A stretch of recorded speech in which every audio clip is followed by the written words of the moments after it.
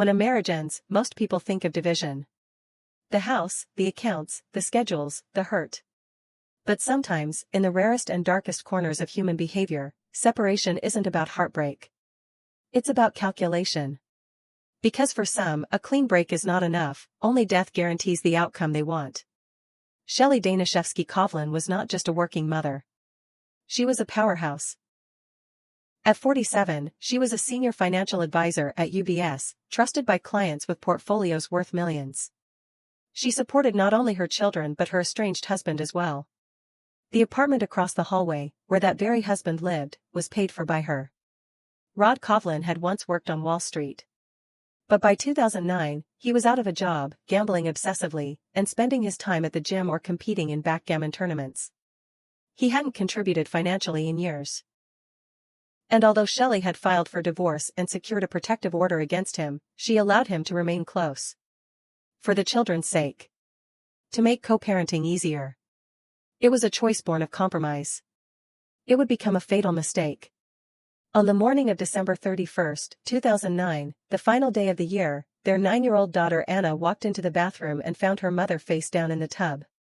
The water was tinted with blood. Her mother wasn't moving. Panicked, Anna called for her father. Rod claimed he pulled Shelley from the water and attempted CPR. Paramedics arrived quickly. But something about the scene contradicted his story. Rod was completely dry. Not a drop on his shirt or sleeves. No wet footprints on the floor. Nothing to suggest he had just lifted a full-grown woman from a tub of water. Still, investigators focused elsewhere. Above the tub, a cabinet door hung off its hinges. It was enough for a theory. Shelley slipped, tried to steady herself, hit her head, fell unconscious, and drowned. The blood came from the head injury. An accident. A tragic misstep. Case closed. No autopsy was performed. Shelley was an Orthodox Jew, and traditional burial customs prohibit invasive procedures on the body. Rod pushed hard for a rapid burial. He even attempted to have Shelley's body flown to Israel, where American jurisdiction wouldn't reach.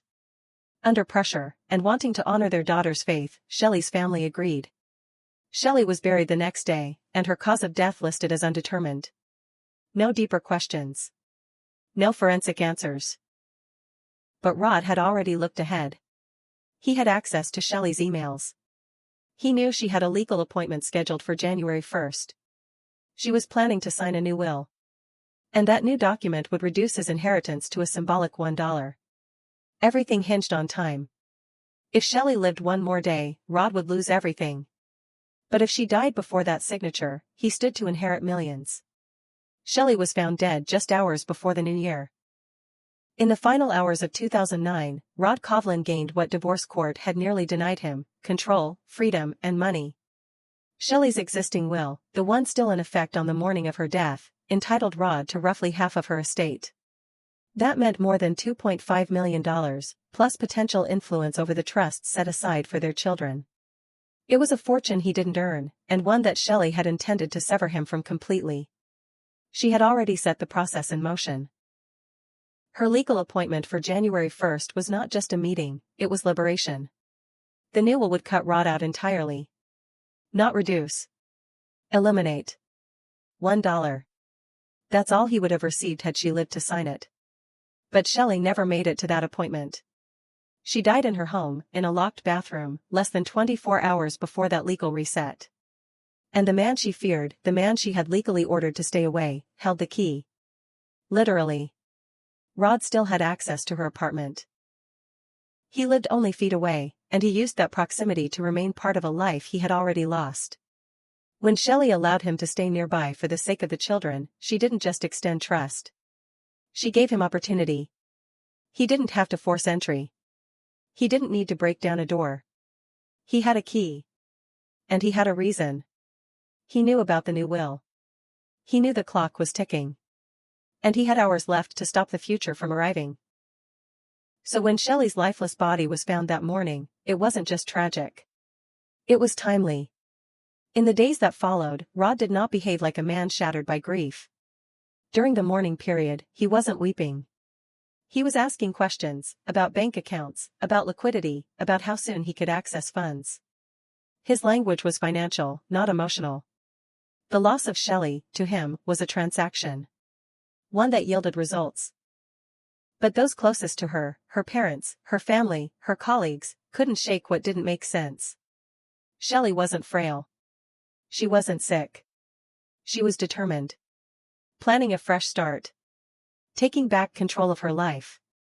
People like that don't simply fall and drown in silence. And the timing? It wasn't coincidental. It was surgical.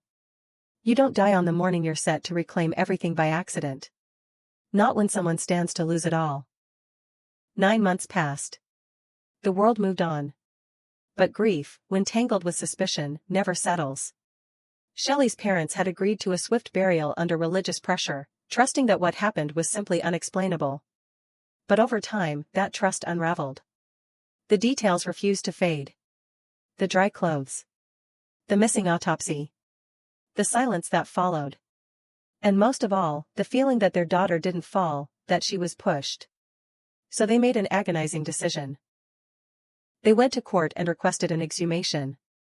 It meant confronting their faith, the community, and their own heartbreak. It meant digging up not only a body, but a truth long buried. In October 2010, Shelley's remains were exhumed from her New Jersey grave. For the first time, her body was examined. What the medical examiner found rewrote everything. Shelley hadn't drowned because she slipped. She hadn't hit her head. She hadn't died by accident. The cause of death was now clear and chilling. She had been strangled. The bruising around her neck was no longer dismissed. It spoke, finally, with unmistakable clarity. This was homicide. Someone had overpowered her, forced her under, and made sure she never rose again. Rod's story about slipping and drowning shattered under the weight of medical fact. The cabinet, the cracked hinge, the tragic coincidence, all of it fell apart. Yet despite this new conclusion, Rod remained free. Because justice doesn't move with emotion. It moves with evidence. And much of it, thanks to the delayed autopsy, had already faded. The crime scene had been cleaned. No witnesses. No surveillance. No confession. What prosecutors had now was a timeline, a motive, a body that spoke, but no direct proof tying Rod to the moment Shelley's breath left her. Rod knew this. He stayed quiet. He raised their children. He waited. And all the while, the truth continued to build, out of reach, but not out of sight. Rod Kovlin wasn't simply hiding in the shadows. He was constructing a new stage, one where he could rewrite the past, reshape the truth, and tighten his grip on the only leverage he had left, his children. After Shelley's death, Rod maintained partial custody of Anna and her younger brother. He didn't just become their parent. He became their narrator. He told Anna that her mother had been unstable, that she had taken her own life, and that the world was unfairly blaming him. Over time, Rod isolated his daughter further, eventually pulling her from school to homeschool her himself. He didn't want her educated. He wanted her molded. But controlling a child wasn't enough. Rod was unraveling, and his next moves became darker, more desperate, and impossible to ignore. He began forging emails in Shelley's name, attempting to manufacture digital evidence suggesting she had been depressed in the days leading up to her death. The language was stilted, the tone all wrong. Investigators weren't fooled. But it showed something critical: Rod wasn't passive. He was actively engineering a false narrative to shield himself. Then came something worse. Rod began plotting to kill his own parents. In his mind, they were an obstacle. They had temporary custody of Anna while he faced mounting suspicion. If they were gone, he believed he could reclaim full control over his daughter, and possibly gain access to the remaining money. Rod confided in a girlfriend. He asked her to help find a hitman. She went to the police. With her cooperation, investigators gathered recordings and transcripts, documenting Rod's chilling plans. He spoke of making people disappear. Of knowing how to stay clean. Of getting away with more than one crime. Rod's world, once held together by silence and manipulation, began to collapse under its own weight. In 2015, he was finally arrested. But not for conspiracy. Not for forgery. Not for attempted murder. He was charged with what he thought he had buried forever. Second-degree murder in the death of Shelley Danishefsky Kovlin. By the time Rod Kovlin stood trial, nearly 10 years had passed since Shelley's death. A decade in which he believed time had worked in his favor. Memories fade. Evidence degrades. Stories blur. But what Rod never understood was that silence, when built on lies, doesn't erase the truth. It preserves it. Prosecutors didn't present the case as a single violent moment. They presented it as a chain. Every link mattered. The financial dependence. The gambling losses. The restraining order. The key he never returned. The will scheduled for the next day. Each fact alone raised questions. Together, they formed motives so clear it no longer needed speculation. Then came the voices Rod could not control anymore. Anna, no longer a frightened child, took the stand. She spoke carefully, but firmly. She described what she had seen that morning. Her mother in the tub. The blood in the water. And her father, moments later, dry. Completely dry. She told the jury how she had been coached over the years. How she was told what to say, what to remember, and what to forget. Her testimony didn't feel rehearsed. It felt carried. Like something held inside for too long. The defense tried to shift the narrative back to uncertainty. They questioned the delayed autopsy. They implied emotional instability. They suggested coincidence. But coincidence cannot explain planning. And it cannot explain behavior. One piece of evidence cut deeper than all the rest. Rod had written a private document, never sent, never meant to be read. In it, he described entering Shelley's apartment, confronting her, and holding her head underwater. The words weren't dramatic. They were disturbingly calm. Almost explanatory. As if he were justifying the inevitable. To the jury, it wasn't a confession screamed in panic. It was worse. It was a confession written in control.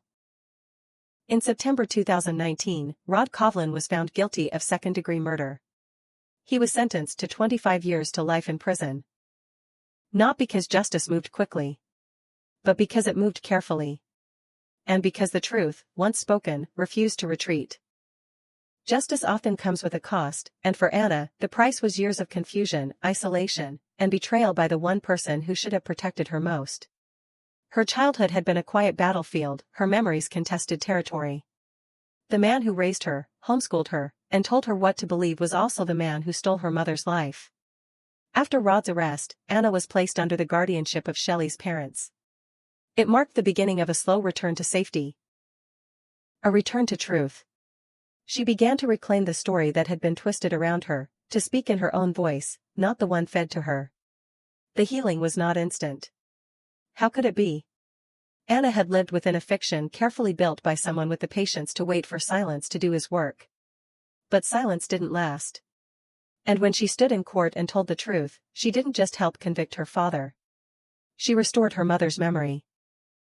Shelley, in the years following her death, became more than a victim. She became a symbol of something urgent and often overlooked. That domestic abuse does not always scream. That danger can wear a smile. That trust can become a weapon when placed in the wrong hands. Her life was one of accomplishment, intelligence, and strength. She built a career based on trust and integrity, managing the wealth of others with care. She raised 2 children with discipline and love. She fought for her safety through the courts, scheduled her exit from a toxic marriage, and stood on the brink of a new chapter. And then, in a moment no one saw, that chapter was stolen. But what Shelley's killer couldn't anticipate was what would rise from the silence. Her family's persistence. Her daughter's bravery. The law's eventual reach. And the story that, instead of fading, only grew louder with time. Shelley Danishefsky Kovlin's story doesn't belong to the statistics. It belongs to the spaces in between, the hours before a new year, the seconds before a signature, the quiet between suspicion and proof. It's in those spaces that her life was stolen. But it's also where her truth survived. What makes her story unforgettable isn't just the cruelty behind it. It's the precision. She was steps away from freedom. One legal form, one signature, and the man who drained her finances, threatened her safety, and stood just across the hall would have been cut out of her life forever. He knew it. So he acted before the clock turned. But in trying to silence her, he left behind a trail of choices that never faded. He underestimated the clarity of forensic truth, the resilience of grieving parents, and the voice of a daughter growing stronger with age. Rod thought he could outrun accountability with time, religion, and lies. For a while, it worked. But Shelley's life had left too much evidence: plans made, emails sent, trust revoked. He erased her presence from the room. He could not erase her intentions. And that is what endures. Shelley is remembered not for the way she died, but for the life she was reclaiming. Her story has become a warning to others, that danger doesn't always come with noise, that some predators live behind familiar doors, and that even the most careful killers leave shadows behind. But more than a warning, hers is a story of resistance. Quiet resistance. The kind that shows up in scheduled appointments, in updated wills, in whispered phone calls, in the courage to try again. She nearly escaped. And even in death, she did not vanish. Now her story is told, not in legal files, not in whispered suspicions, but in full voice. And every time someone listens, the silence she was buried under becomes a little weaker. You've heard her now. And you carry her with you.